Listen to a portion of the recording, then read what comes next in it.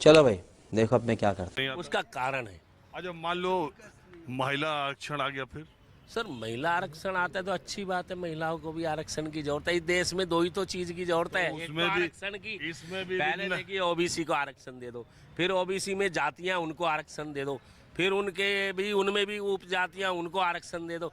यह आरक्षण ही चल रहा है सर इतने दिनों से। हम 89 में जेल गए थे आरक्षण के खिलाफ, यहीं से मेडिकल से। आपका नाम क्या है? संदीप पवार। पवार साहब। सर हम कहते हैं आर्थिक आधार पे आरक्षण दे दो अरे आर्थिक या आधार- खत्म कर दो।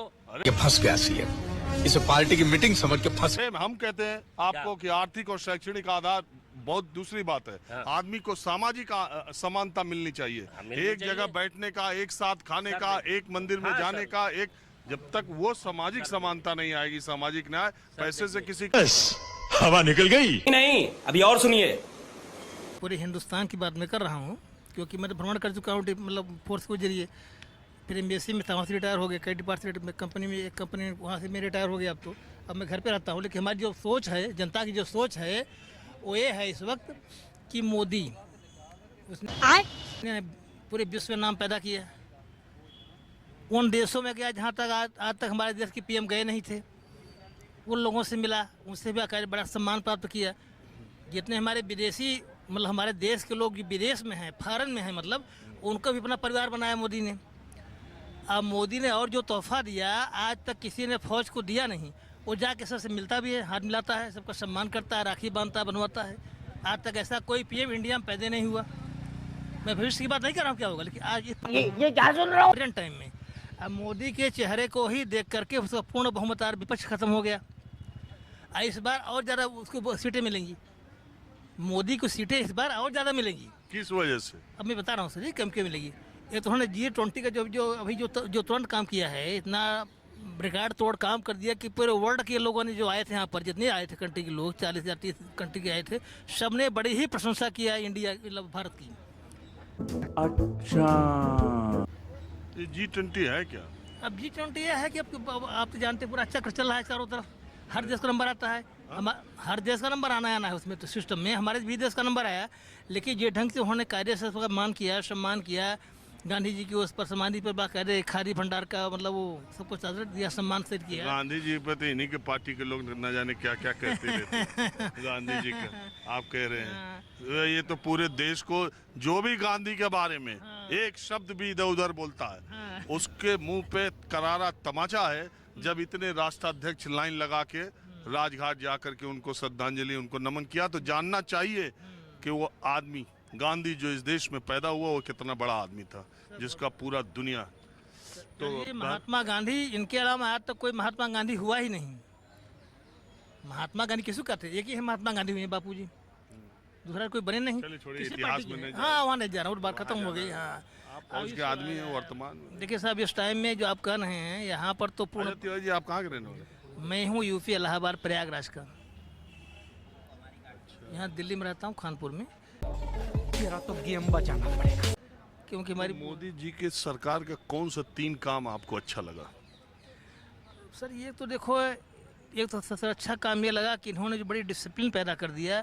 जितना कि अराजकता हो रही थी, लूट मार हो रही थी, तानाशाही को ख़त्म कर दिया इन्होंने। इन्हीं पे आरोप है कि तानाशाही इनके जमाने में।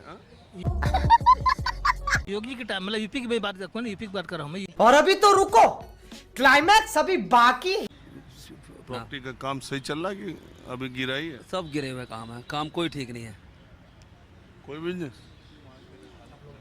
मार्केट हालत ख़राब है, जितने मीडियम लोग हैं सब परेशान हैं।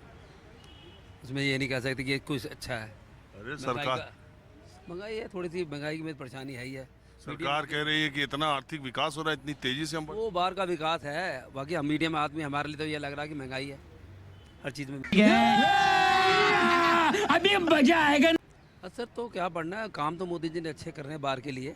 बाकी ये बाहर के लिए, बाहर की जितनी भी अंतर्राष्ट्रीय अंतर्राष्ट्रीय जो भी काम, देश का क्या देश में है कि प्रगति तो बाहर की चल रही है, बाकी मीडियम आदमी पिस रहा है। इसके लिए मैं तो कहूँगा अच्छा नहीं है। बताओ, मीडियम आदमी फंस रहा है।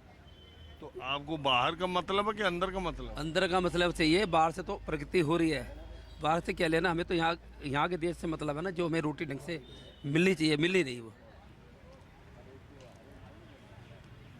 समस्या ही है। डंका बज रहा। डंका तो बजी रहा है। कुछ सेना था यार, बहुत बढ़िया होम मिनिस्टर था। सिन्हा ज्यादा जोर मत दीजिए, ज्यादा दिमाग पे जोर नहीं दिया जाता। याद नहीं आ रहा जब सिन्हा, तो हमको भी नहीं कोई याद आ रहा कि गृह मंत्री कौन था। चलिए छोड़िए, जाने दीजिए इतना जोर। अब आइए इधर, अभी की सरकार का क्या हाल? सरकार में तो रुको जरा, सबर करो। मोदी आएगा, 90% आएगा। मोदी आएगा, 90% आएगा। 10% क्यों? 10% कम है। क्यों 10%? ना 99% आएगा। अच्छा 9% अभी बढ़ा दिया आपने। जो भी है, जो तो भी क्या है। इसकी वजह क्या? ज्यादा सिरदर्द मेरा तो करो मत। क्यों? एक तो मैं मेरी मैडम नहीं है, इस वजह से मैं कंफ्यूजन में रहता हूँ। ठीक है, लेकिन इस बारे में कोई कंफ्यूजन नहीं कि मोदी जी आएंगे। मोदी जी बिल्कुल आएंगे, बाकी 90% आएंगे, लिख के दे सकता हूँ। चलो तो बहुत सारे हैं, बेरोज़गारी है, महंगाई है, नफ़रत का माहौल है, बहुत सारी चीज़ें। सिर्फ पब्लिसिटी ज़्यादा करते हैं, दिखावा ज़्यादा है, काम कम है। अब ये G20 का था, ये तो होना ही था। मोदी जी ना होते कोई भी होता, ये तो होना ही था। ये तो नंबर वाइज हर देशों का, कंट्री का हो रहा है। खत्म, bye bye, tata, goodbye, गया। तो मेरा आप लोग को आदाब, नमस्कार। मेरा नाम विजय है। आप लोग देख रहे हैं भगत लोल चैनल की वीडियो। जैसे कि आप लोग पीछे देख ही चुके हैं कि किस टॉपिक की वीडियो हमारी होने वाली है। आप लोग थंबनेल भी देख लिए हैं। तो क्या जो है ऐसा संभव है कि जो है आरक्षण जो है आर्थिक आधार पे होना चाहिए? क्या ऐसा संभव है? तो आप लोग भी जानते हैं कि ऐसा संभव नहीं है। बहुत सारे ऐसे लोग जो है मांग उठा रहे हैं कि आरक्षण जो है आर्थिक आधार पे होना चाहिए, क्योंकि सभी जो है जातियों में गरीब लोग हैं, किसी एक जाति में जो है गरीब लोग नहीं हैं। आरक्षण इसीलिए सबको समान करने के लिए जो है आरक्षण को आर्थिक आधार पर करना चाहिए। तो मैं आप लोग को बता दूं साफ साफ कि आरक्षण कोई जो है गरीब से जो है अमीर बनाने के लिए नहीं बनाया गया है। आरक्षण जो है भेदभाव को ख़त्म करने के लिए दिया गया है, क्योंकि जो लोग पहले बहुत पिछले दशकों से जो लोग दबाए गए हैं, जो वंचित किए गए हैं, आगे आने के लिए, उठने के लिए, उनके लिए बनाया गया है। क्योंकि आरक्षण जो है जाति के आधार पे जो इसलिए दिया गया है, क्योंकि जो भेदभाव जो होता है वो जो है जाति के आधार पे होता है। आर्थिक आधार पे भेदभाव तो नहीं होता है।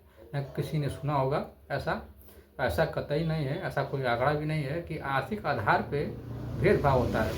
तो भेदभाव को रोकने के लिए आरक्षण बनाया गया है कि भेदभाव न हो, सबको समानता मिले जो है। लेकिन बहुत सारे ऐसे लोगों को मानना है कि आर्थिक आधार पर आरक्षण होना चाहिए। तो भाई क्यों जो है भेदभाव होता है जाति के आधार पे, आरक्षण जो दिया जाए आर्थिक आधार पे? तो ऐसा संभव नहीं हो सकता है। हाँ, सरकार ऐसे बहुत सारे कानून ला सकती है जो है गरीबों को जो है आगे उठाने के लिए, वो बात अलग है। लेकिन आरक्षण जो है आर्थिक आधार पे हो, ऐसा कतई नहीं हो सकता है। मेरी बेटों ने बता भी दिया है, आप लोग जानते भी हैं। तो आप लोग क्या राय है, आप लोग हमें जरूर बताइए कमेंट करके।